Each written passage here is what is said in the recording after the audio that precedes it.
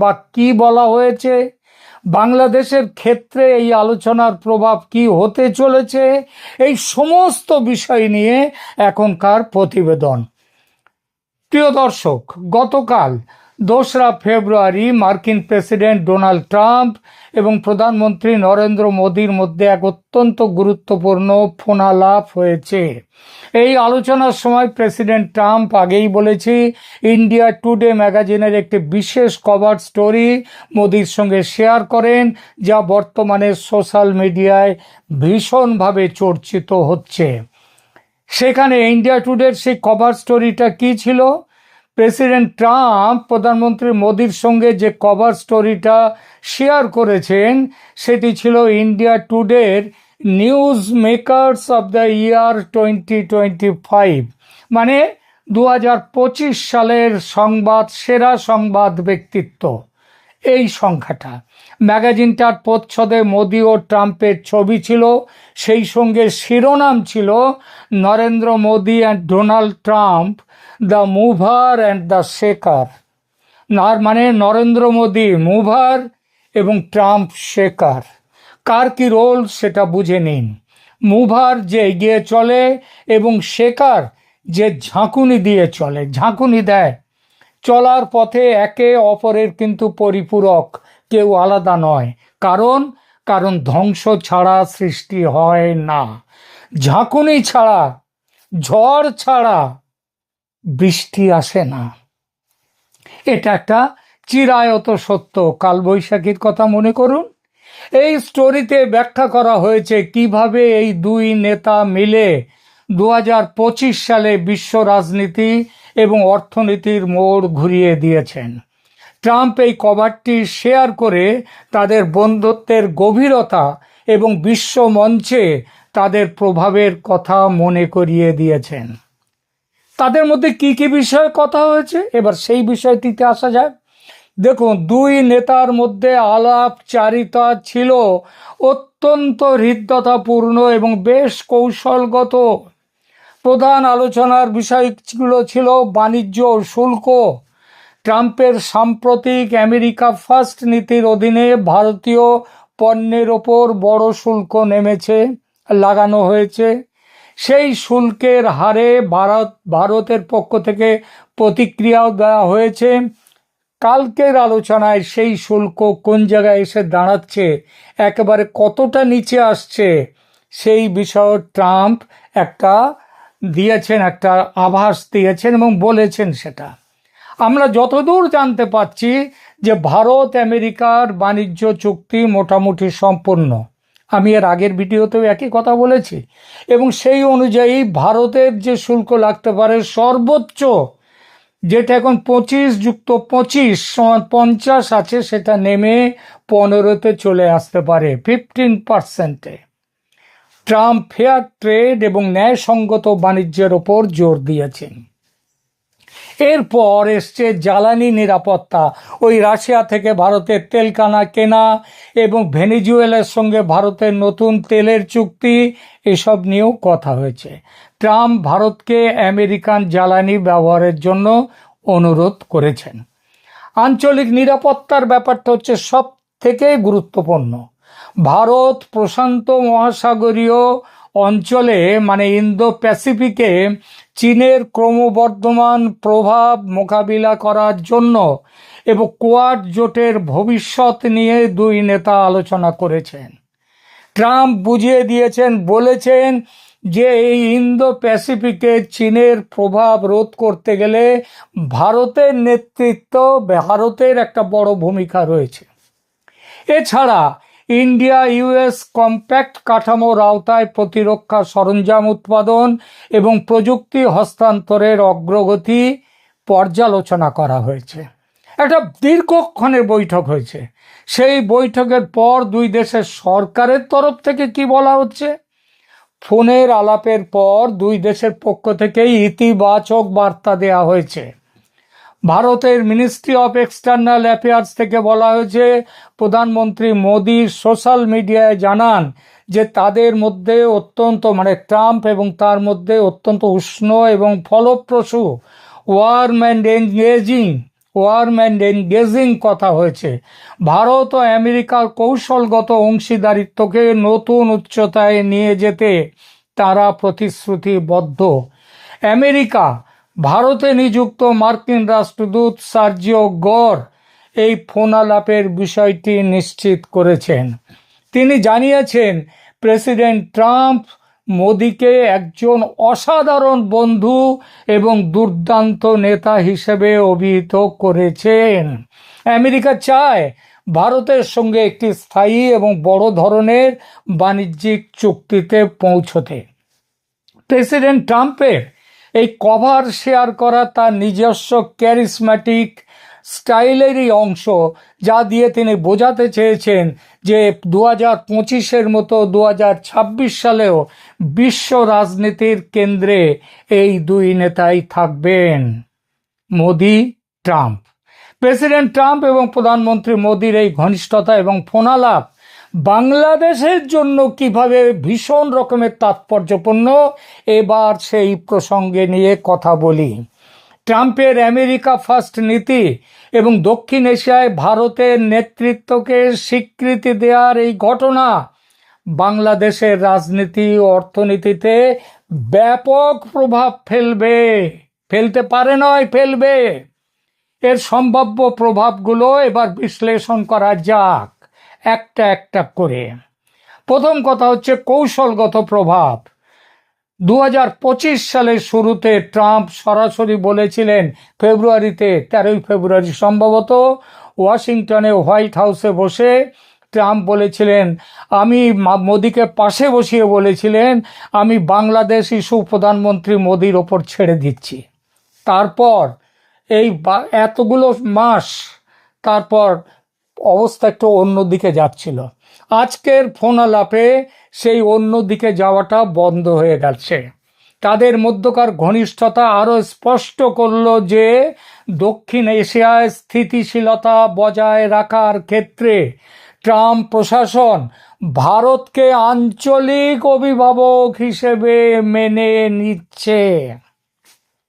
এর কি ফলাফল বাংলাদেশের নির্বাচন, বর্তমান অন্তর্বর্তীকালীন সরকারের স্থায়িত্ব, পরবর্তী সরকার গঠন, এই সব কিছুর ওপর ভারতের প্রভাব মেনে নিল আমেরিকা। এখন থেকে ভারতের অবস্থানই ওয়াশিংটনের নীতি নির্ধারণে বড় ভূমিকা পালন করবে। কোনো বড় সংকটে আমেরিকা বাংলাদেশের সেটা সরাসরি হস্তক্ষেপ করবে না। ভারত যা পরামর্শ দেবে সেই পরামর্শ অনুযায়ী চলবে, এটা আজকে বুঝিয়ে দিয়েছেন ট্রাম্প। এরপরে অর্থনৈতিক প্রভাব, শুল্ক যুদ্ধ, ভিসা জটিলতা এখানে বাংলাদেশে কিভাবে প্রভাব ফেলবে। দেখুন, ট্রাম্পের কঠোর বাণিজ্য নীতির প্রভাব বাংলাদেশে সরাসরি পড়তে শুরু করেছে। ভিসা বন্ড, যেটা 21 জানুয়ারি 2026 থেকে ট্রাম্প প্রশাসন বাংলাদেশের ভ্রমণকারীদের জন্য $15,000 পর্যন্ত সিকিউরিটি বন্ড বাধ্যতামূলক করেছে, যা বাংলাদেশি টাকায় প্রায় 20-21 লক্ষ টাকার মতো। আজকের ফোনালাপে অবৈধ অভিবাসন নিয়ে ট্রাম্পের কঠোর অবস্থানের প্রতিফলন ঘটেছে, যা ভবিষ্যতে বাংলাদেশিদের জন্য মার্কিন ভিসা পাওয়া আরও কঠিন করে তুলবে। এবং এই পরিস্থিতিতে বাংলাদেশকে সাহায্য করতে এগিয়ে আসতে পারে একমাত্র ভারত। ভারত যদি তার হয়ে অ্যাপ্রুভাল দেয়, তাহলে বাংলাদেশিদের জন্য ভিসা বন্ডকে নরম করতে পারে আমেরিকা, সেটাও আজকে আলোচনায় এসছে। এরপরে দেখুন, তৈরি পোশাক শিল্প। ট্রাম্প ভারতের ওপর শুল্ক কমিয়ে 15% নিয়ে আসতে চলেছে বলে খবর। এটা সর্বোচ্চ। কিছু ক্ষেত্রে ভারতীয় পণ্য আমেরিকায় যায় 0%, তার কোনো ট্যারিফ নেই, তার মধ্যে ওষুধ বিশুদ্ধ রয়েছে। এটা হলে বাংলাদেশের রেডিমেড গার্মেন্টস শিল্প শেষ, কারণ বাংলাদেশের রেডিমেড শিল্প 20% তার শুল্ক, আর ভারতের 15%। বাংলাদেশ মাল পাঠাতে হলে অনেক কষ্ট করে পাঠাতে হবে, খরচ করে, আর সেখানে ভারত তো তাদের ওখান থেকে সরাসরি পাঠিয়ে দেবে। সুতরাং বাংলাদেশের রেডিমেড গার্মেন্টস শিল্প শেষ। বাঁচাতে তখন ভারত ছাড়া কেউ নেই বাংলাদেশের পাশে। ট্রাম্প চান ট্রান্সশিপমেন্ট ফ্যাসিলিটি বন্ধ হয়ে যাওয়ার দরজা খুলে দিয়ে ভারত বাংলাদেশ সহজ বাণিজ্য শুরু হোক, সেই কথাটাও হয়েছে গতকাল। আর একমাত্র ভারত রাজি থাকলেই, ভারত পাশে থাকলেই যে বাংলাদেশের বাণিজ্য বাঁচবে, সেই পথটা খুলে দিচ্ছেন ট্রাম্প।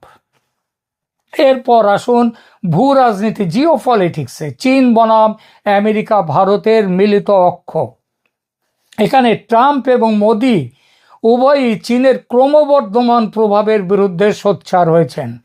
বাংলাদেশের ওপর চীন এবং ভারত আমেরিকা অক্ষের মধ্যে ভারসাম্য বজায় রাখার চাপ আরও বাড়বে।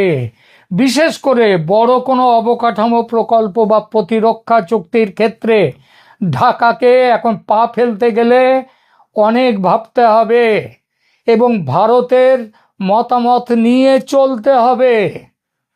ভারতের মতামত নিয়ে ঢাকাকে অনেক বেশি সতর্ক হতে হবে, কারণ ট্রাম্প প্রশাসন ইন্দো প্যাসিফিক অঞ্চলে ভারতের কৌশলগত স্বার্থকে অগ্রাধিকার দিয়ে ভারতকে এখানে নেতার আসনে বসিয়েছে। এর অর্থ কি? এর অর্থ লালমনিরহাট বিমানবন্দর কিংবা মংলা কিংবা ড্রোন তৈরির কারখানা, অস্ত্র তৈরির কারখানা, এক কথায় ইউনূসের চীনকে দিয়ে, পাকিস্তানকে দিয়ে ভারতের ওপর চাপ তৈরির প্ল্যান ভোগে চলে গেল। ভোগে সংখ্যালঘু ইস্যু ও মানবাধিকার, সেই বিষয়টিও ট্রাম্প, আপনারা জানেন, বরাবরই ধর্মীয় স্বাধীনতা এবং সংখ্যালঘুদের অধিকার নিয়ে ট্রাম্প সরব থাকেন।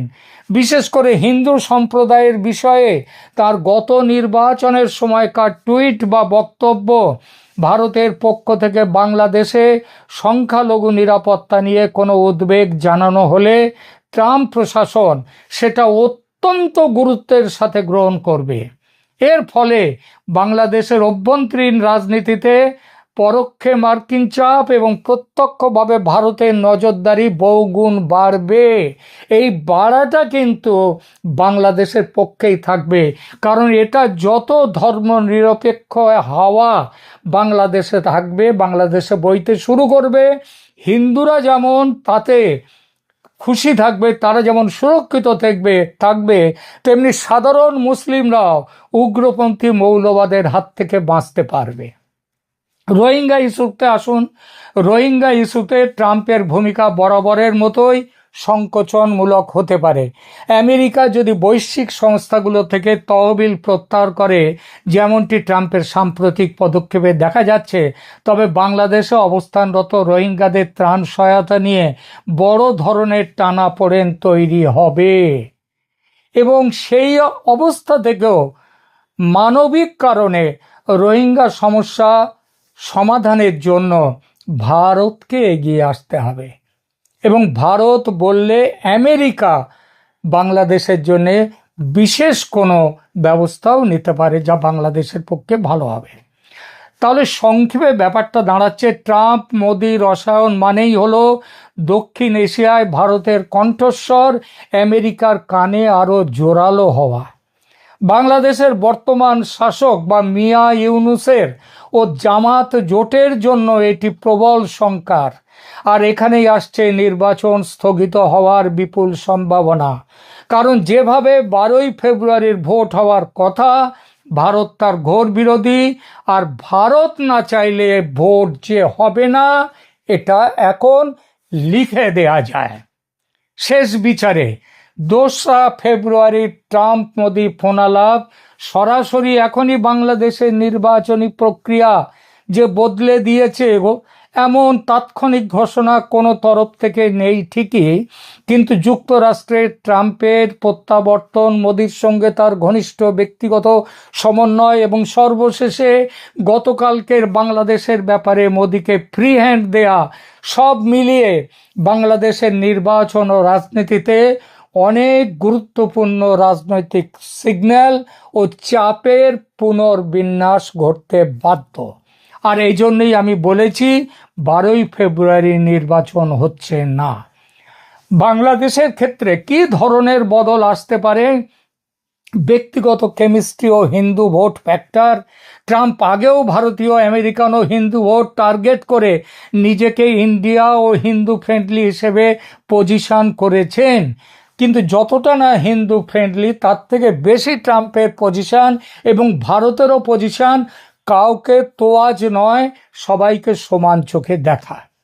2019-এ হাউডি মোদি, 2024 সালে বাংলাদেশের হিন্দুদের ওপর সহিংসতার নিন্দা করে বিবৃতি, এগুলো সবই ট্রাম্পকে হিন্দুদের রক্ষক হিসেবে ইমেজ দিয়েছে।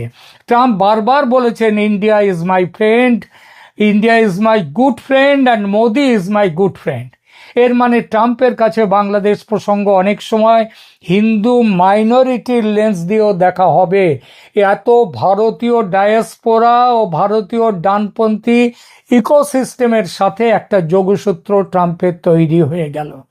এই লেন্স মোদি ট্রাম্প সম্পর্কে রসায়ন ঢুকে গেলে এই লেন্সে বাংলাদেশের রাজনীতিতে মাইনরিটি সিকিউরিটি ইস্যু জোরদার হবে, যেটা ভারতের নিরাপত্তা এজেন্ডার সাথেও মিলে যায়। একই সঙ্গে বাংলাদেশকেও রক্ষা করতে পারবে ইসলামী উগ্রপন্থার হাত থেকে। ট্রাম্প মোদির গতকালকের সম্পর্কে নতুন রসায়নে সর্বনাশ হলো মোহাম্মদ ইউনূসের। তার দল, এনসিপির এবং জামাত সহ ইসলামী উগ্রপন্থী দলগুলোরও বড় ক্ষতি হয়ে গেল। আরও ব্যাপক অর্থে বলতে গেলে বলতে হয় যে গত 1.5 বছর ধরে যে মুক্তিযুদ্ধ বিরোধী, উগ্র ধর্মীয় মতবাদ ও পাকিস্তানপন্থী আখ্যান গিলে খাচ্ছে বাংলাদেশকে, সেই আখ্যানের মরে যাওয়ার রাস্তা তৈরি হয়ে গেল। বাংলাদেশ আবার বঙ্গবন্ধুর বাংলাদেশ, ধর্মনিরপেক্ষ বাংলাদেশ, বাঙালি ঐতিহ্য সংস্কৃতি জাতীয়তাবাদের ধারণভূমির বাংলাদেশ, সেই বাংলাদেশ হওয়ার পথে যাত্রা শুরু করলো। প্রিয় দর্শক, শ্রোতা বন্ধুরা, এতদিন ধরে যা বলে এসেছি তা যে কোনো জল্পনা থেকে বলিনি, সেটা কি এবার বুঝতে পারলেন? এবার শেষের কথাটাও শুনে নিন। এই কথাটিও খুব জোর দিয়ে আমি প্রথম বলেছি, আপনারা হয়তো মনে করতে পারবেন। কথাটা হলো খুব শিগগির, হয়তো এই মাসে ফেব্রুয়ারিতেই কিংবা খুব বেশি হলে এর শেষ দিকে বা মার্চের গোড়াতেই প্রধানমন্ত্রী শেখ হাসিনা দেশে ফিরছেন। কারণ ইউনূসের ওই একটা বাংলা ছবি আছে, বাংলা ছবিটা ছিল, ওর নাম ছিল অমানুষ। সেই অমানুষ উত্তম কুমার শর্মিলা ঠাকুরের ছবি, শক্তি সামন্তের পরিচালনা, শ্যামল মিত্রের গান, সুরারোপ। সেই ছবিতে একটি গান ছিল, ফেটে গেল ফেসে গেল কালীনাথের ঢোল। তাই এখানেও সেইটাই বলেছি যে ফেটে গেল ফেসে গেল মিয়া ইউনূসের ঢোল। এবার আসছেন শেখ হাসিনা, দেশে ফিরছেন।